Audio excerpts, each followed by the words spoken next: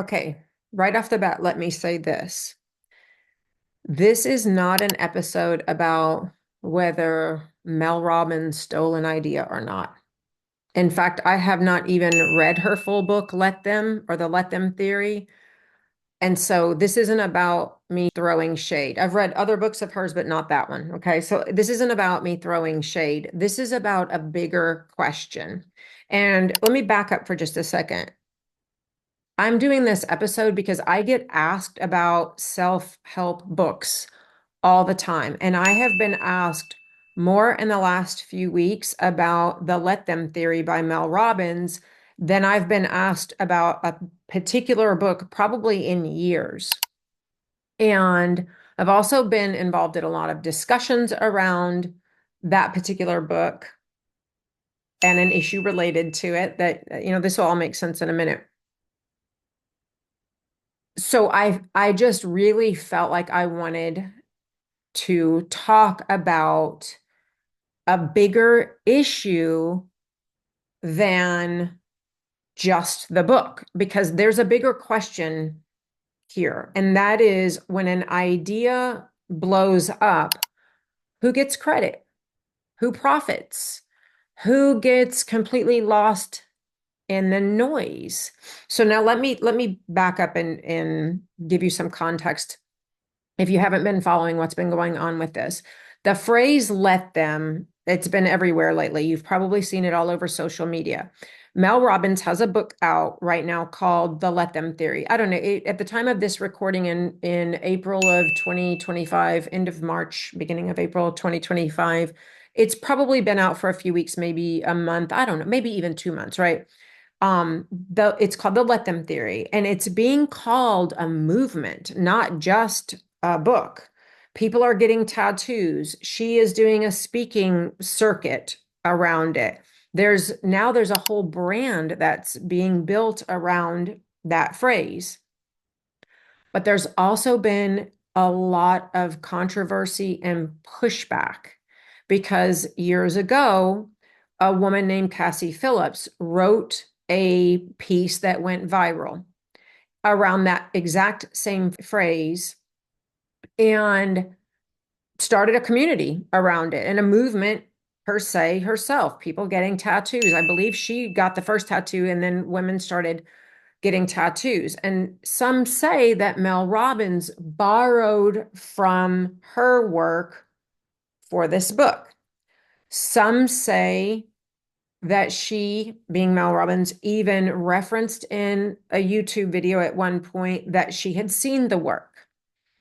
Some say that then she changed her story and she referenced her son's prom, I believe it was, being the inspiration for it. Some say all of this is coincidence. Others are pointing out, and in a conversation that I was in online, a woman pointed this out to me too. Others are talking about how the phrase itself is not original. It's rooted in Stoic philosophy. And honestly, all of that isn't even what I find most interesting about the issue. Here's what is interesting to me. It's the issue of how we handle influence, how we think about authenticity. It was an issue for me prior to ever being in this space, before social media was the social media thing that it was. It was of issue to me back in my days of writing and speaking in higher education, and questions and controversies and concerns around ethics and authenticity and credit being given way back then, but especially now in this industry that's built on polished brands and how power works. When one woman's voice can completely overshadow another's, even if the other woman potentially said it first. And look, Many of the women in this industry are not intentionally stealing anything. That is not at all what I'm saying. But the issue isn't ownership to me. It goes back to what I said just a minute ago. It goes back to ethical integrity. It goes back to being honest about where inspiration came from, about crediting others, even if you can get away without doing it. In a world where everything, it seems like, or so much goes viral, and that what goes viral is valued over depth of idea.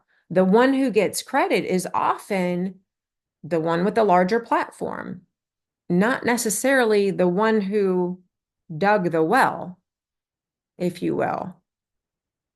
And I'll be really direct about this too, and transparent, because I've given this a lot of thought.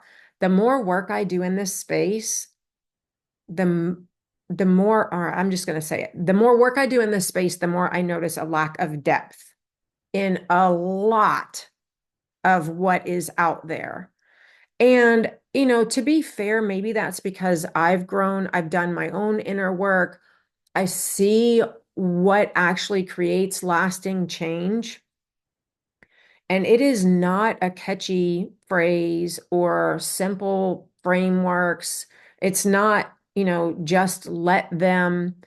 It is doing the work that creates lasting change. It is getting in, getting your hands dirty and unraveling, digging up and unraveling your own conditioning, rewriting the story or stories that you live by. And I sometimes I worry that in this self-help space, if we want to call it that, I worry that we're trading truth for what looks good on a mug or what looks good on a t-shirt. So here's my challenge to you.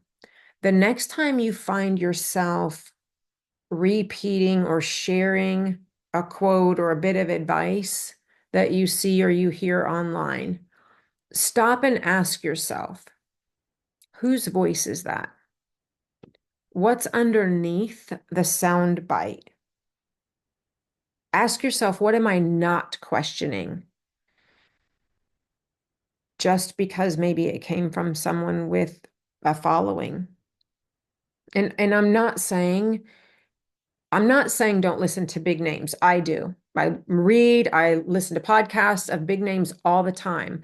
And I'm not saying that. I'm not saying we shouldn't listen to those big names, those people with big platforms.